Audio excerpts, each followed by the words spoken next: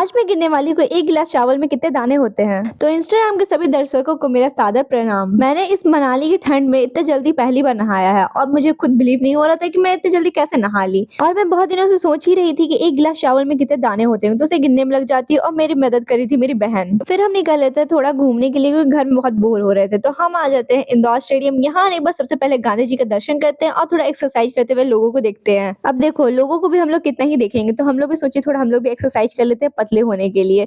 तो हम लोग भी लग जाते हैं एक्सरसाइज करने के लिए और हम मिलते हैं चतुर से। यहाँ स्वच्छ भारत अभियान चल रहा था और मेरी दोस्त से मैं मिलती हूँ और मेरी खुशी देखिए यार, 4 चांद लग गया। इस मैडम से मिलने के बाद हम निकल लेते थोड़ा घूमते फिरते आ जाते पेट पूजा के लिए गुपचुप खाने।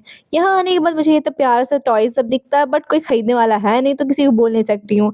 फिर यहाँ पे हम लोग गोलगप्पे खाने लग जाते हैं और मुझे देखिए प्लेट में था चूंकि इतना चमक रहा था। फिर गोलगप्पे खाने के बाद हम निकल लेते हैं घर की ओर। आज के लिए इतना ही, मिलते हैं अगले ब्लॉग में। अगर ब्लॉग अच्छा लगा हो तो लाइक करना, कमेंट करना, शेयर करना और फॉलो करना मत भूलना।